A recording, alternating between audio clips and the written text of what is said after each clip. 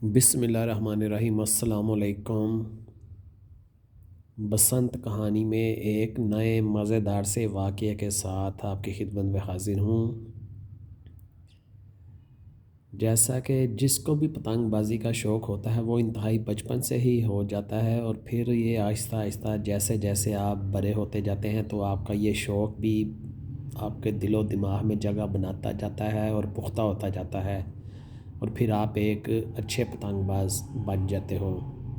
لیکن جو زندگی کے اولین سال ہوتے ہیں اس میں سبھی پتنگ باز گڈی لوٹنا، گڈی چموڑنا، کانٹیاں کھیلنا، یہ چموڑنا، یہ سب پتنگ بازی کے بیسک جو ہیں نا عنصر ہیں۔ ان سارے پروسیس میں سے گزرنے کے بعد ہی آپ ایک آہستہ آہستہ ڈے بائی ڈے اپنے کھیل میں نکھار لے کر آتے ہو اور ایک اچھے پتنگ باز بنتے ہو۔ تو ہمارا بھی بچپن اسی طرح کی ہی کھیلوں میں اور سرگرمیوں میں گزرا۔ چھت پہ آئی پتنگ بھی لوٹتے تھے، سڑکوں پہ نہیں بھاگتے تھے، چموڑتے بھی تھے۔ گڈی کے لیے پیسے نہ ہونے تو جوتے کے ساتھ ڈور باندھ کر کانٹیاں بھی کھیلا کرتے تھے، جسے اردو میں گانٹی اور پنجابی میں کانٹیاں کہتے ہیں۔ اور پھر ایک ہمارے بچپن میں ایک اور کھیل بہت مشہور ہوتا تھا، وہ ایسا ہوتا تھا کہ ہم 5 4 6 محلے کے لڑکے اکٹھے ہو کے کسی کے پاس کوئی گڈا یا پتنگ ہوتا تھا تو اس کو کسی گراؤنڈ میں لے جاتے تھے اور تھوڑی سی پتنگ اڑا کر تو ایک دم سے چھوڑ دیتے تھے، جو پکڑتا تھا پھر اس کی باری ہوتی تھی۔ اس کو ہم پنجابی میں کہتے تھے چھڈن چھڈائی۔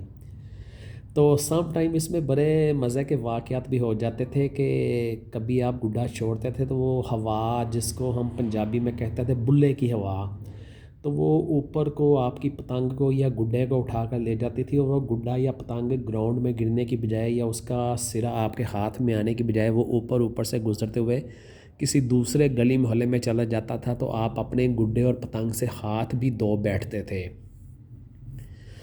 تو ہمارے جو بچپن کا دور تھا، میری مطلب 15 سال 18 سال تک کی ایج تک لاہور شہر میں یہ لوہے کی تار، داتی تار کا کوئی بھی کنسیپٹ نہیں تھا، اور کسی کو پتہ تک بھی نہیں تھا کہ یہ چیز بھی کبھی ہوتی ہے یا آئندہ آنے والے دنوں میں یہ ہو جائے گی۔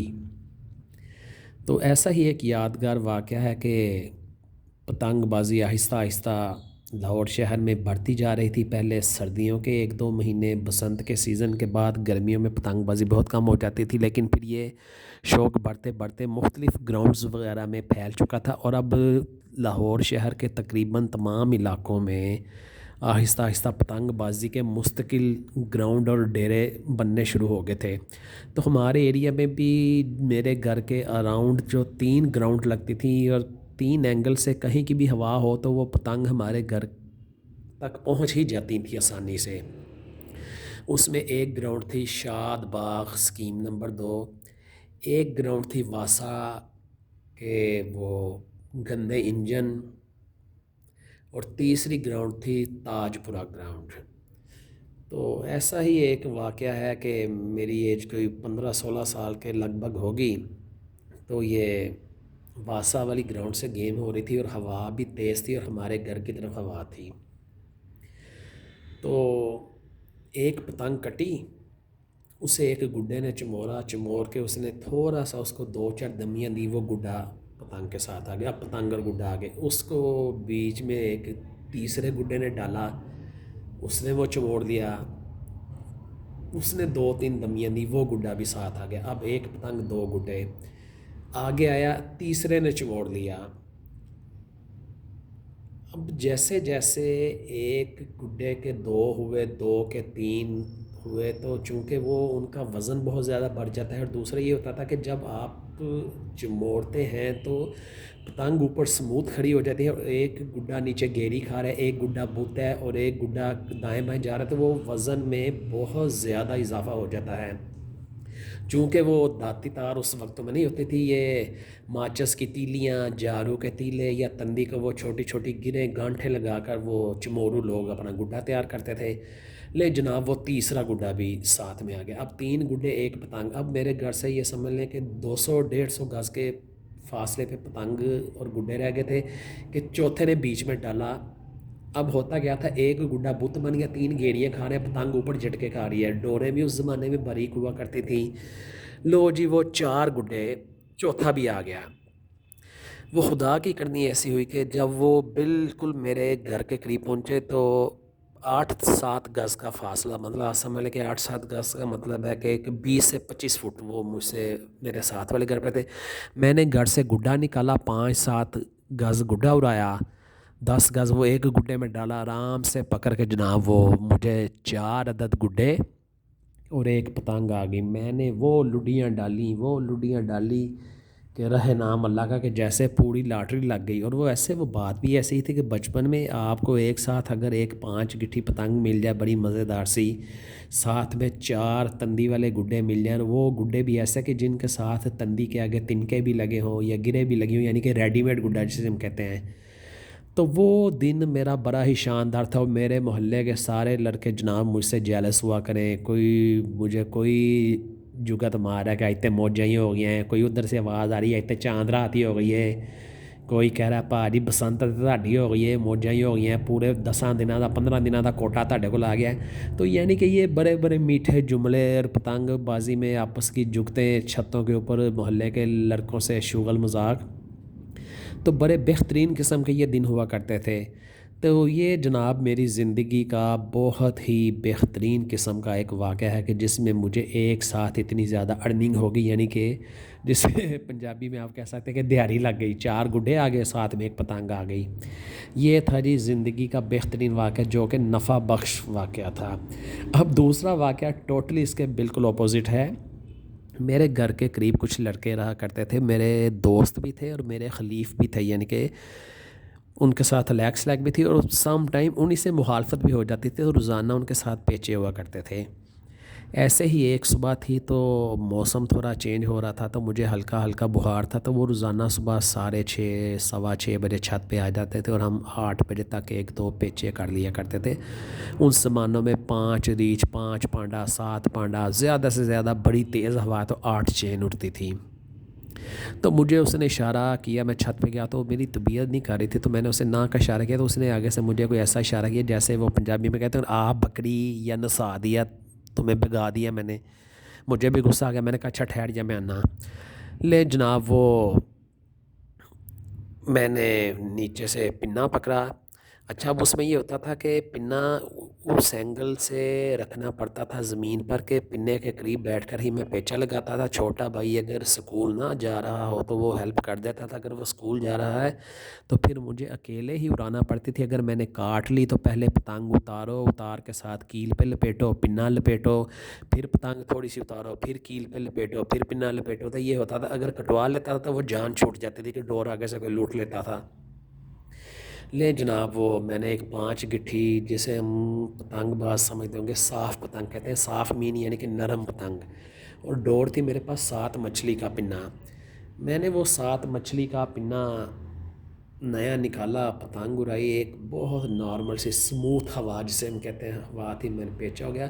وہ عموماً ہوتا تھا کہ ہوائیں جو ہوتی ہیں نا موسٹلی وہ سورج کی طرف ہی ہوتی ہیں, مشرق کی طرف. تو وہ 7 بجے کے قریب 7:15 بجے سورج ایسے اینگل پہ آ جاتا تھا کہ جب آپ پیچا کرتے تھے تو سم ٹائم آپ کی پتنگیں سورج کے بیچ میں چلی جاتی, وہ آپ کو نظر نہیں آتی تھی, منہ آپ دوسری طرف کر لیتے تھے کہ آنکھوں میں چمک اور ڈور لگائے جاتے تھے.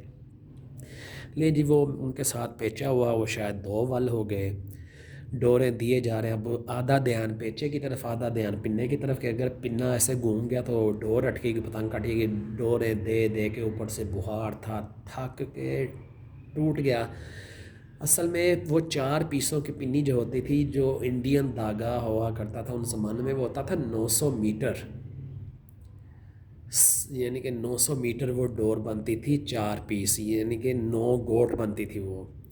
تو وہ 9 گوٹ کا پنا تھا. لے جناب جب کوئی ڈوریں دے دے کے میں نڈال ہو گیا, اوپر سے بخار, جب میرے پنے میں 3 یا 4 پیڑیاں باقی رہ گئیں, پنا ختم ہو گیا, وہ اتنا لمبا پیچا گا, تو میرے ہاتھ میں سے ایک اڈے کی گر آئی. وہ گر آئی تو اب گھر بھی ہمارے قریب تھے, وہ پتنگیں دھوپ میں پتہ نہیں چل رہی تھی, کینچیاں بھی پھٹ گئیں. وہ جناب جہاں پہ ڈور دے دے کے جب وہ ایک دم سے مجھے جھٹکا لگا تو میری پتنگ کٹ گئی, میری تو آدھی جان ہی نکل گئی. جب آپ کا 300 روپے کا 325 روپے کا پنا اس زمانے میں پورا ایک پیچے میں چلا ہے تو ہنسی کہاں سے آئے گی؟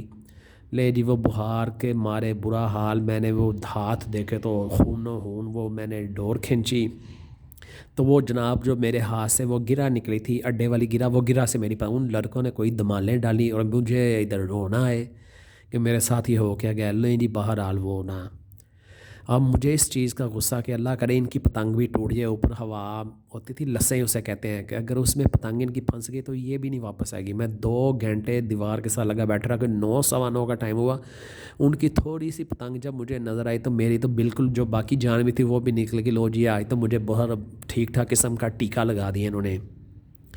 تو وہ ان لوگوں نے بڑے بنگڑے ڈالے۔ وہ بعد میں ایسا ہوا کہ وہ پتنگ بازی میں ایسا ہوتا ہے کہ آپ کا ایک گلی میں ایک جاننے والا ہے دوسری گلی میں، اس حوالے سے وہ بعد میں پتہ چلا کہ میرے کوئی جاننے والے ہی تھے لڑکے، تو انہوں نے وہ پتنگ پکڑ لی تھی۔ وہ مجھے کٹوانے کے 2 دن کے بعد آفر کر رہا تھا کہ تم وہ اپنی ڈوڑ لے لو، اس میں سے بھائی نے کوئی گوٹ 1.5 گوٹ اڑائی باقی لے لو، لیکن وہ میں نے شرم اور مروت کے مارے نہیں ڈوڑ لی۔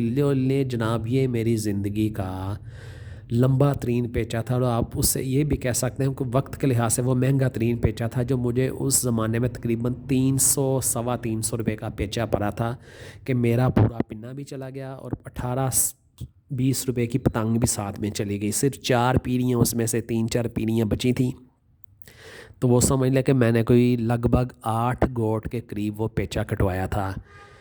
تو یہ ہوتی ہے کہ کبھی کے دن بڑے کبھی کے دن چھوٹے، تو میں یہ آپ کے ساتھ چھوٹے چھوٹے واقعات شیئر کرتا ہوں گزرے ہوئے زمانوں کے، چلے اس سے دل خوش ہو جاتا ہے اور شاید آپ کو بھی کوئی تھوڑی سی انٹرٹینمنٹ مل جاتی ہو، تو اس کو آپ سنیں اور مجھے بتائیے گا آپ کی فیلنگز کیا ہیں اس بارے میں۔ تو اسی کے ساتھ میں آپ سے اجازت چاہتا ہوں، میرے چینل کو لائک کریں، شیئر کریں اور سبسکرائب کریں، اور بھائی کو دعا میں یاد رکھیں۔ پھر کسی اور مزیدار سے واقعے میں آپ سے ملاقات ہوگی، تب تک کے لیے اللہ حافظ۔